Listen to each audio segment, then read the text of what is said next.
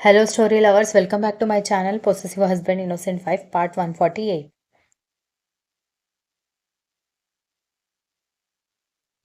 ఆమె మాటలకి కర్ణ ఒక లుక్ ఇచ్చి, మీకు చాలా సింపుల్గా ఉందిగా చెప్పడం.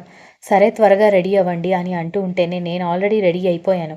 అత్తయ్య రెడీ అవుతున్నారు అంటూ బెడ్రూమ్లో ఉన్న లగేజీలు తీసుకురావడానికి వెళ్ళింది దక్ష.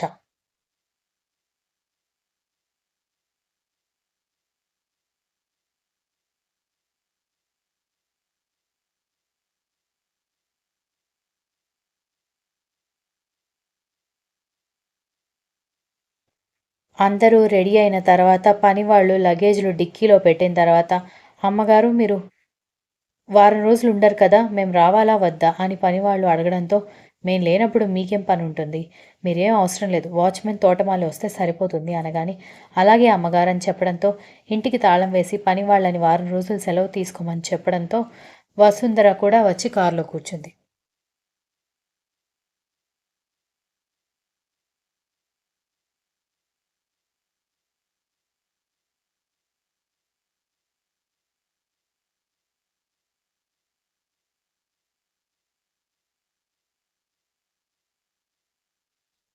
పిల్లల్ని తీసుకొని అంత దూరం ట్రావెలింగ్ వద్దంటే మీరు వింటారా అనగాని, అయితే మీరే అమ్మమ్మ గారికి ఫోన్ చేసి చెప్పండి అని దక్ష వెటకారంగా చెప్పడంతో, ఆ మాట గనక నేను చెప్పానంటే టాప్ లేచిపోయేలా అరుస్తుంది అనగాని, మరి మీకే ధైర్యం లేనప్పుడు మేమెలా చెప్తాం, పైగా మీరు రావాల్సిందేనని ఖరాఖండిగా బామ్మగారు చెప్పేశారు అంది దక్ష.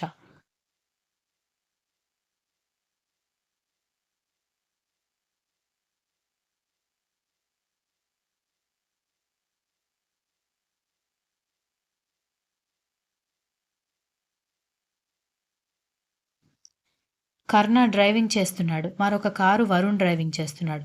అందులో విశ్వనాథ్, వరుణ్ వాళ్ళ నాన్న, అమ్మ ఉంటే, ఈ కారులో వసుంధర, పిల్లలు, ధాత్రి, దక్ష ఉన్నారు.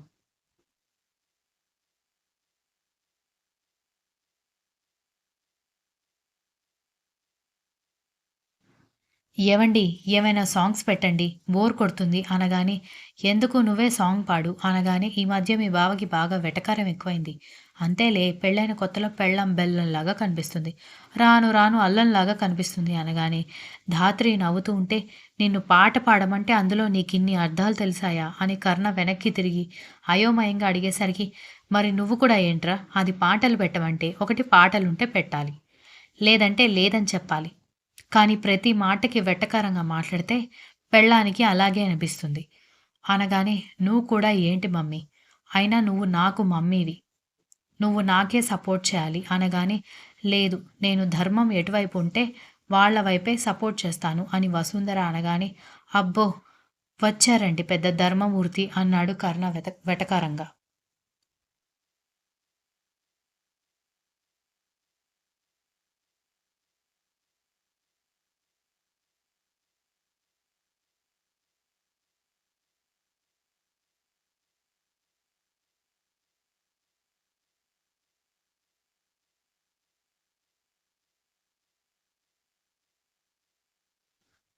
అబ్బబ్బా! రోజు మీరిలాగే ఏదో ఒక విషయానికి వెటకారంగా మాట్లాడుకుంటున్నారా ఏంటి? కాసేపటికే నాకు తలనొప్పొస్తోంది అనగానే, "ఎందుకు వరుణ్ ఎప్పుడు ఇలా మాట్లాడ్డా?" అనగానే, "లేదు ఎప్పుడైనా ఒకసారి మాట్లాడతాడు. రెగ్యులర్‌గా ఇలా మాట్లాడడు. నేనంటే నా మొగుడికి ఆ మాత్రం భయం ఉందిలే. నువ్వు మీ ఆయనని కొంగున కట్టేసుకోవడంలో ఫెయిల్ అయిపోయావక్కా" అనగానే, "అక్కడ ఉన్నది వరుణ్ కాదమ్మా! పెద్ద శాడిస్ట్ కర్ణ బాబు. ఆయన గారిని కొంగున కట్టేసుకోవడం అంత ఈజీ కాదులే" అనగానే, "మరెందుకు? నీకోసం వైజాగ్ బ్రాంచ్‌కి కూడా వచ్చాడు. నువ్వు పెళ్ళికి ముందే బావని కొంగున కట్టేసుకున్నావు" అనగానే, "ఇప్పుడే కదా కొంగున కట్టేసుకోవడంలో ఫెయిల్ అయ్యాను అన్నావు. అప్పుడే పెళ్ళికి ముందే కట్టేసుకున్నాను అంటావు. ఒక్క మాట కూడా హ్మ్, మీద నిలబడవా? నువ్వు కూడా మీ బావలాగే తయారయ్యావు" అంది దక్ష.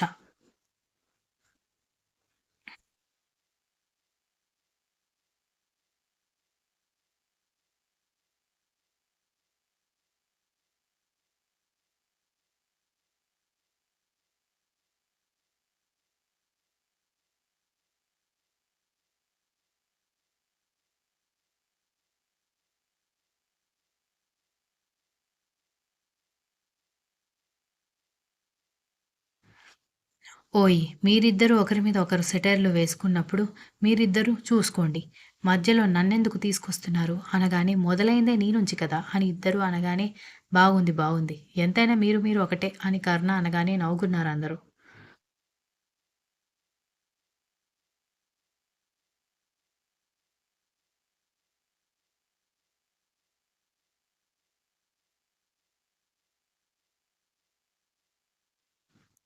ఒక 2 గంటలు ప్రయాణం చేశాక మధ్యాహ్నం 12 గంటలు అవుతూ ఉండడంతో వరుణ్ కర్ణ కార్ పక్కకొచ్చి ఆపి "అన్నయ్య భోజనం చేసి వెళ్దామా? లేట్ అయింది.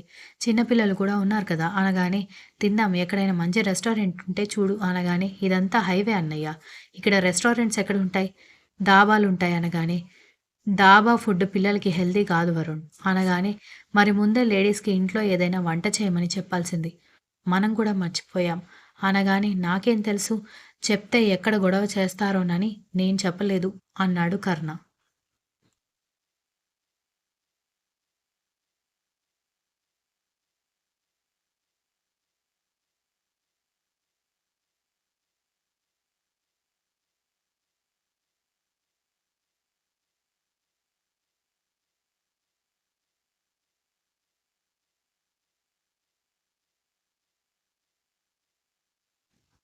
అయితే వేరే దారి లేదు అన్నయ్య. దారిలో ఏది కనిపిస్తే అక్కడ కారు ఆపేసి భోజనం చేయడమే అనగానే, సరే ఎక్కడైనా మంచి హోటల్ కనిపిస్తే నువ్వే ఆపు. నిన్ను చూసి నేను ఆపుతాను అని కర్ణ అనగానే, సరే అన్నయ్య అంటూ అప్పటి వరకు కర్ణ కారు వెనక ఫాలో అవుతున్న వరుణ్ తను ముందుకు వెళ్ళడం స్టార్ట్ చేశాడు.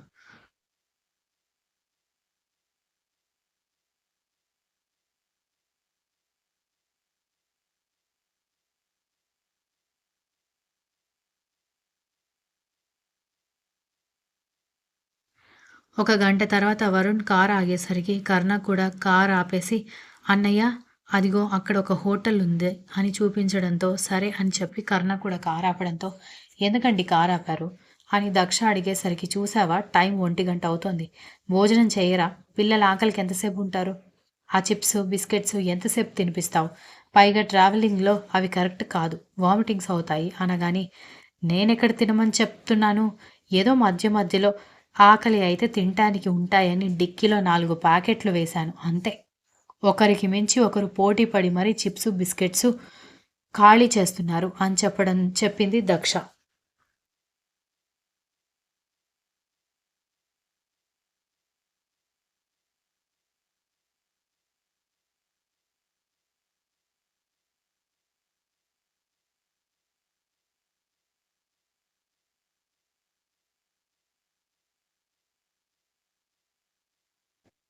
సరే, సరే త్వరగా కారు దిగండి. భోజనం చేద్దామని చెప్పడంతో అందరూ కారు దిగి కాస్త బాడీ స్ట్రెచ్ చేసుకున్న తర్వాత అందరూ హోటల్‌కి వెళ్లి కూర్చున్నారు.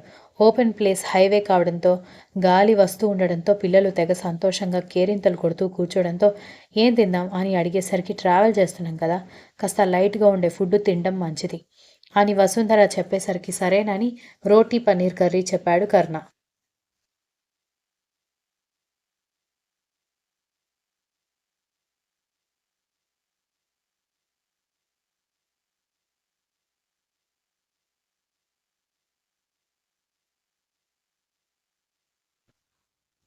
అందరూ రోటీ, పనీర్ కర్రీ తింటూ ఉంటే పిల్లలు రోటీ నమలలేరు కాబట్టి వాళ్ళకి మాత్రం దాల్ రైస్ చెప్పి మంచిగా కలిపి వాళ్ళకి తినిపిస్తూ ఉంటే కర్ణ దక్షకి తినిపిస్తూ ఉంటే, "ఆహా! పైకి వెటకారంగా మాట్లాడతావు కానీ అక్కంటే నీకు చాలా ఇష్టం బావ" అంది ధాత్రి.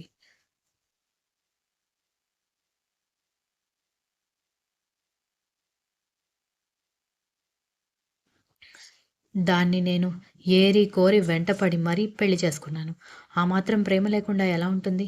ఐ లవ్ మై వైఫ్ అని దక్ష బుగ్గ మీద ముద్దు పెట్టడంతో అందరూ ఉన్నారని దక్ష సిగ్గుపడితే ధాత్రి, వరుణ్ నవ్వుకున్నారు.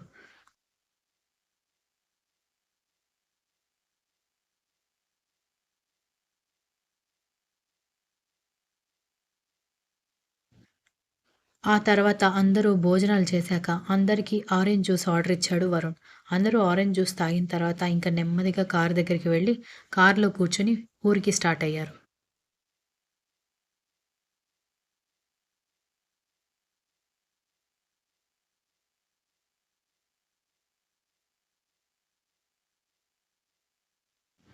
ఇంతలో విశాలాక్షమ్మ ఫోన్ చేసి ఏంట్రా ఎప్పుడో 8 గంటలకి బయలుదేరామని చెప్పారు.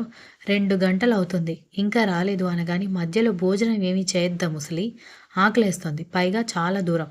నువ్వేమైనా మన ఇంటి పక్కన ఇల్లు కట్టుకున్నావా? అని కరుణ అడిగేసరికి ఊరుకోరా! నీకసలు ఇక్కడికి రావడం ఇష్టం లేదు. అందుకే స్లోగా డ్రైవ్ చేస్తున్నావు కదా! అనగాని ఇంత ఇంటెలిజెంట్‌గా ఎలా ఉన్నావు ముసలి? అసలెలా తాతయ్య నిన్ను తట్టుకుంటున్నాడు? అనగానే చాల్లే నోరు మూసుకొని త్వరగా రండి అని చెప్పింది Vishalakshamma.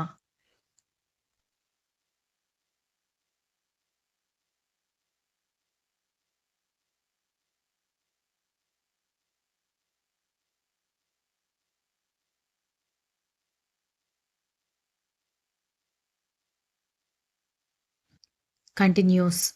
If you like this story, please like, share, comment, and don't forget to subscribe.